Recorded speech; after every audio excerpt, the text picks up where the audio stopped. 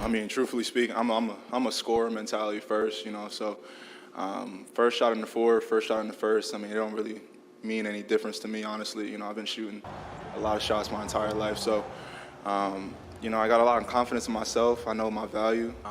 The greatest feeling you can ever imagine. As a kid, this is something I've been dreaming of doing, not just being a part of the playoffs, but impacting it, yet alone winning the playoffs. The fruition kind of came today. I think it's self-explanatory, obviously, how special he was in the fourth quarter.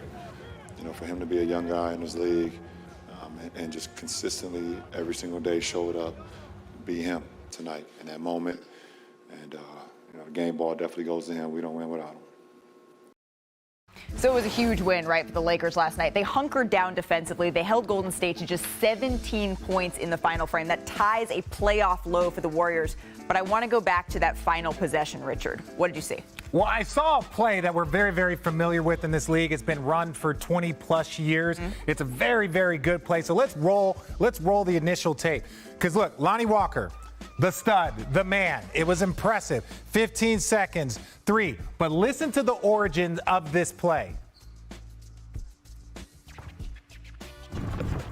George drew it up and baseline and even said, got to jump out of bounds, jump out of bounds. I had big hands, I could palm the ball, so jumping out of bounds gave me more time. I was athletic, so I had a pretty good hang time. My name's Ham. The Hammer's played names after you? It's named after you? I'm like, yeah, I'm Ham, Hammer, like, you don't get it, but I'm humbled by it. So what do the Warriors run? They run the play. I did not know that either. It was I knew Hammer, but I did not know it was after Darvin Ham. But Darvin Ham's familiar with this play. So you get the ball in, and you basically set a back flare screen to the corner.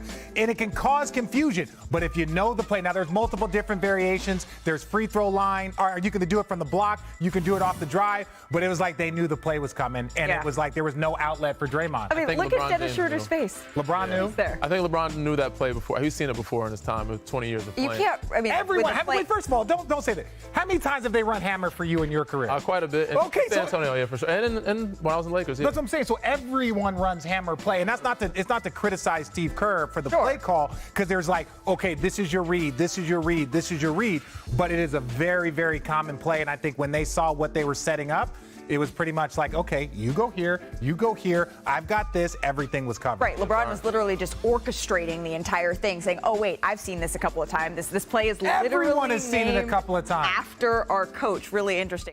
So it was a performance that harkened back to Lakers royalty, right? Lonnie Walker, he was the first Laker to have 15 or more points off the bench in the fourth quarter of a playoff game since Kobe Bryant, who scored 17 points, get this, 26 years prior to the day. Damn, wow. Isn't that crazy? Yeah. So, Danny, I mean, you're no stranger to these big sort of quarters. What did you see from Lonnie Walker? He came in with extreme confidence, and I think his team had the confidence behind him. But once he got into rhythm, once he saw a shot go in, I think he loosened up a little bit. But he's been known to do this all year. Beginning of the season, before the trade deadline, before they picked up different pieces, Lonnie was a scorer on this team. Yeah. And he played well in the beginning of the year, so he's very capable. He just came in, said full confidence, and they attacked Steph, which they were trying to do all series, and make him work defensively. Once he got to rhythm, I think it was just tough for Steph to stop him. And that's been the question for the Lakers, right? Where is their offense going to come from? Their confidence has always been on the defensive end. And Lonnie Walker, look at this moment post-game with LeBron James, Anthony Davis, Jared Vanderbilt, the entire team hyping up the performance. But then we have to turn to the defending champions, because all of a sudden they're staring down a 3-1 hole. So here's what they had to say last night about the tough task that's ahead of them. 3-1, you go home and you take care of business and you get a win, and the momentum is right back in your favor. So that's all it is. Somebody has to win 4 times, and that's why you play it out. I mean, we've made history before. The goal is to win one here. It's about just staying present, not looking ahead, and heeding the challenge back at home. Obviously, just focus on winning Game 5 and take it from there. You can't fast forward to the end, but we have a lot of confidence in our ability to take the good things from tonight and protect our home court. So that's all you can do right now. Got to maintain positivity, knowing how tough this was tonight, but long way to go. All right, bringing in Kendrick Perkins, Zach Lowe, Mr. Carry-On, I'm going to start with you here. It's been a minute since we've done percentages. What percentage chance do you give the Warriors to come back and win this series? Zero. They're done.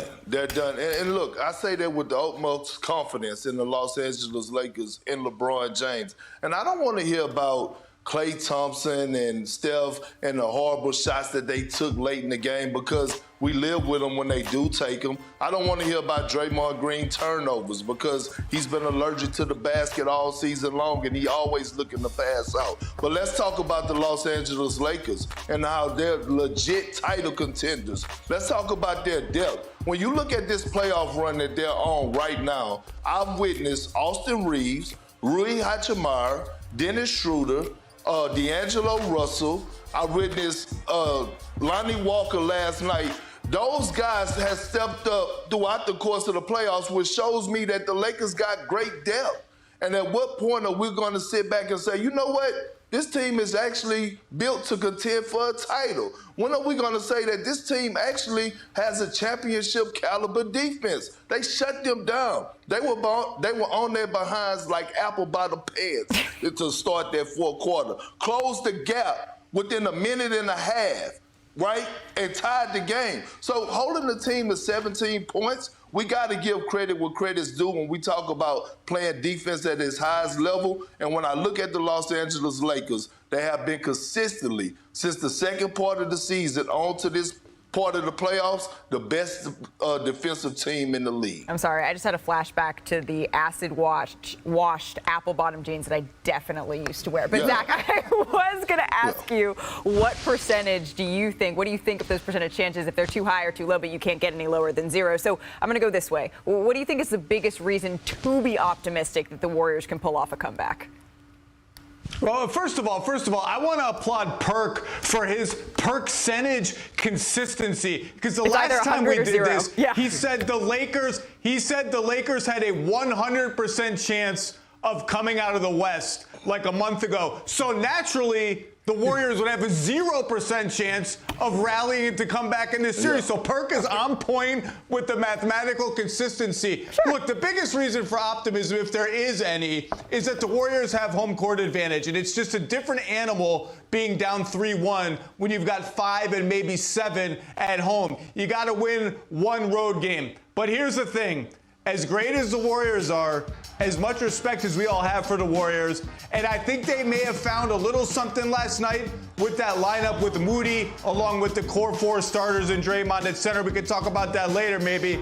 I just have a hard time envisioning LeBron and Anthony Davis this close, needing one more win, losing 3 times in a row. When you go down 3-1, I know they have home court, I know whatever the percentages is and all that, you just open yourself up to, it just takes one big Davis game, one big LeBron game, one Steph 6 for 21 below average shooting game, and you're done. And it's just hard to imagine the Lakers with those 2 guys at the top losing 3 in a row. So I'll say my percentage will be 17.8%. That's the percentage I'll give the Warriors. Okay, 17.8%. And LeBron, when I asked him about going into that Game 5, knowing that the closeout game's the hardest ones to go into and win, he said, well, you can't get comfortable. Against Golden State, you cannot at any point get comfortable. And LeBron knows. He knows how this script is, right? If the Warriors were the team to give up a 3-1 lead to him, he does not want that to come back around. Even though the Warriors have some experience in that area, it's just hard to see that coming to. Hey, what's up, guys? Jag from Jaggy Sports here. Welcome again. And last night was incredible. Last night was incredible for 2 games. You had the Miami Heat taking on the New York Knicks. Jimmy Butler is freaking amazing. 27 points. And that's just not it. The fact that they're up on the New York Knicks 3-1, and the only game that the Knicks won was when Jimmy Butler was out. So now you got to think to yourself, the Knicks are on the brink of elimination, and you know, the most exciting player in the playoffs right now is Jimmy Butler. and the Miami Heat, because the thing is, Miami Heat have so many undrafted players that Spoelstra, the head coach, is doing a phenomenal job. And, you know, unless a miracle happens, it looks like the Heat are going to take this series. And, you know, unless Knicks win the next game, I'm not 100% sure.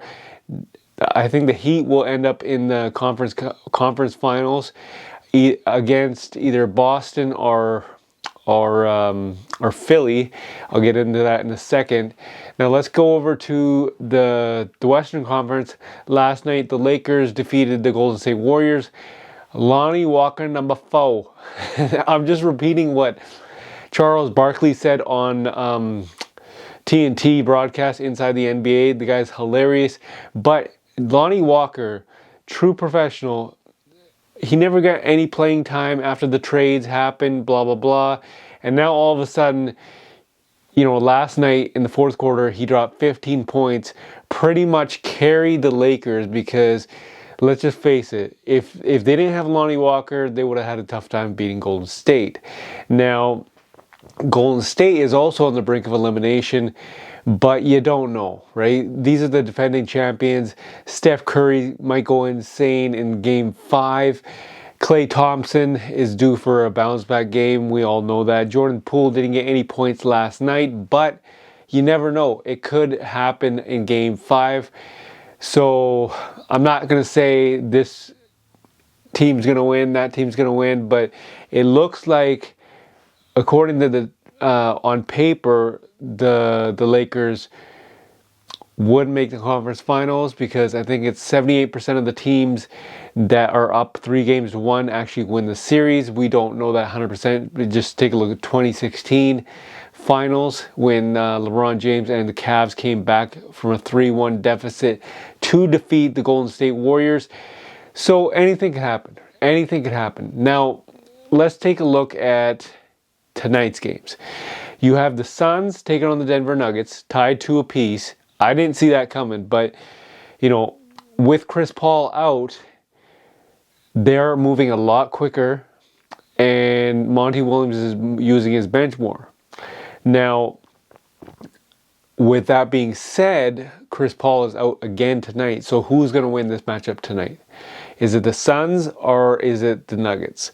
Now, on the other side, you have Philly taking on Boston in Game 5, because it's tied 2 apiece. James Harden's go-ahead game winner in overtime last game, in Game 4, was incredible. Now you're in Boston. Can you repeat Game 4 performance? And who's going to win this matchup? But we don't know, because this is the playoffs. Anything can happen. Is it Boston or Philly? Or is it Denver or the Phoenix Suns? And on the flip side, is Miami Heat going to close out the New York Knicks in Game 5? And are the Lakers going to close out the Golden State Warriors in Game 5? In Golden State, by the way, which is so hard because Golden State is very good at home. So leave a comment in the comment section. Tell me what you guys think. Who's going to win, right? Like, I already have my pick, and let's see. Let's hear you guys' picks, right? Tonight, is it the Suns or the Nuggets? And on the flip side, is it Philly or Boston? Leave a comment in the comment section. As always, this is Jag from Jaggy Sports.